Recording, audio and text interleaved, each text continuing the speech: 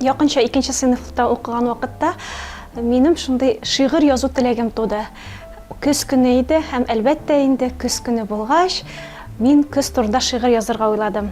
Һәм үземчә язып та куйдым. Әнием аны карагач, кызым, бу бит синең сочинение булган диде. Ул рифмасыз булгандыр күрәсең.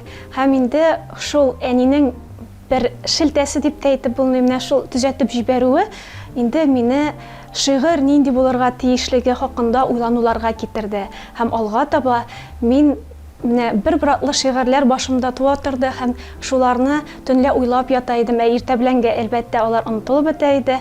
Һәм кайберләрен инде теркәп куеп, беренче укытучыма күрсәттем. Ул миңа аларны газета журналларга, балалар өчен булган газета журналларга җибәрергә тәкъдим итте. Һәм менә шулай иттереп, минем беренче шигырьләремне күреп алган ике якын кешем ул минем әнием һәм беренче укытучым минем Мәрзия апа Шәфигуллина. Кызганыч, Мәрзия апа хәзер безнең арабызда юк, ләкин шул вакытта аның әйткән сүзләре миңа инде киләчәккә юлны билгеләгәндер дип уйлыйм.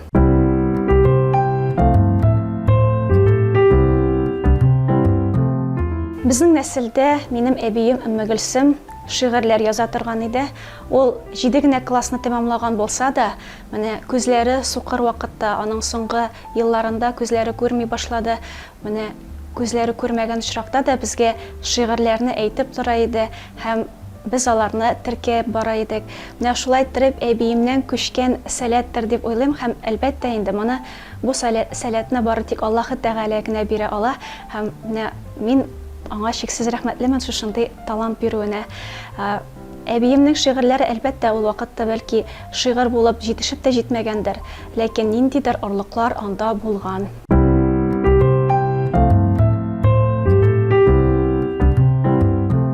Әйтүемчә, мин кичкенәдән инде иҗат итәргә ярата идем, шигырьләр яза идем, мәкаләләр һәм аларны төрле журналларга һәм газеталарга, балалар өчен булган газеталарга, районыбызның гәҗитенә җибәрә идем. Һәм менә шулай бер конкурста катнашып, Сабантуй газетасы оештырган конкурс иде ул. Минем мәкаләм җиңеп чыкты һәм миңа Кырлай аттракцион паркына юллама бирделәр. Бүгенге көндә дә ул хатирәләр әле саклана һәм менә шул вакытларны мин җылы хисләр белән искә алам. Аннан соң башка җирләрдә дә катнаштым, башка җирләрдә дә конкурсларда җиңеп чыкканым булды, ләкин иң истә калганы менә шул Сабантуй белән бәйле. Һәм ул вакытта җибәргән мәкалә һәм шигырьләрне редакция хезмәткәрләре үзләренчә анализлап, газета битләрендә бастыралар иде. Алар да менә шулай итеп минем иҗатымны төзәтеп җибәрергә, ниндидер үстереп җибәрергә үзләренең өлешләрен керткәндер дип уйлыйм.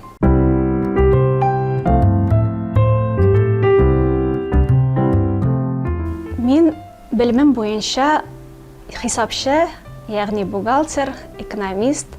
Мәктәпне тәмамлагач, менә шулай язмыш кушуы буенча дип әйтимме, мин бөтенләй башка якка кирип киттем һәм Куда пойти учиться дигән китапны ачып, менә кая барырга белмәдем. Миңа журналистика һәм филология факультетына инде әнием кермәсәң хәерлерәк буладыр, кызым дип әйтте, чөнки менә күреп торгандыр инде ул хәзерге вазгыятьне, мөнәсәбәтне безнең телебезгә карата һәм шулай журналистикада да әгәр дә син үзеңнең сүзеңне әйтәсең икән, туры әйтәсең икән, синең үзеңә авыр булачак дип ул мине барыбер баласын яклап, саклап каласы килгәндер. Һәм инде мин тоттым да, ачтым да, эзләп менә шундый Казан сәүдә икътисад техникумына барып кирдем.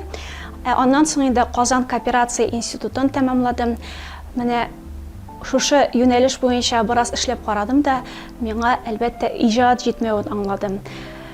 Минем гомерем заяга уза шикелле тоелды. Һәм әйләнгеч юллар аша булса да, мин журналистикага барыбер кайттым. Шәһри Казан газетасында эшләдем, Татарстан радиосында эшләдем. Бүгенге көндә инде Татарстан язучылар берлегендә язучылар белән бергә эшлим. Алар белән мин һәр көнне тыгыз элемтәдә һәм шушы юнәлеш миңа Аллага шөкер бик ошый. Мин Әгәр дә язучы яки журналист булып китмәсәм дә, мөгаен барыбер иҗаттан ерак китмәс идем. Ул бәлки рәсем сәнгате булыр иде, чөнки мин кичкенәдән рәсем ясарга бик ярата идем. Яки инде башка төр иҗатка тартылыр идем шикелле. Ә инде минем бухгалтерга, хисапчыга укуым иҗатта да нык ярдәм итә, чөнки барыбер анда да төгәллек һәрвакыт кирәк.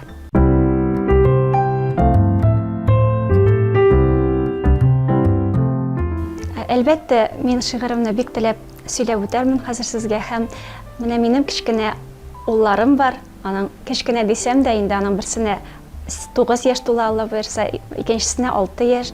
Һәм менә шушы балаларым минем иҗатка тагын рухландырып, илһамландырып торалар. Алар өчен шигырьләр язам, әкиятләр язам. Иң беренче сынап каравым да аларда, менә кайсын аңлыйлар, кайсын аңлап җиткермиләр, һәм кайсы җирләрен төзәтеп җибәрергә кирәк. Аларга укып күрсәткәч, барысы да аңлашыла. Һәм менә шулай ук минем улларыма багышланган шигырь, ул әниемә булышам дип атала. Аны кичкенә улым Нурихан да бик теләп сөйләп йөри. Әниемә булышам. Кызлар эше диеп тормыйм, мин гөлләргә су сибәм. Чүпрәк белән юып алгач, ялтырап кала идән.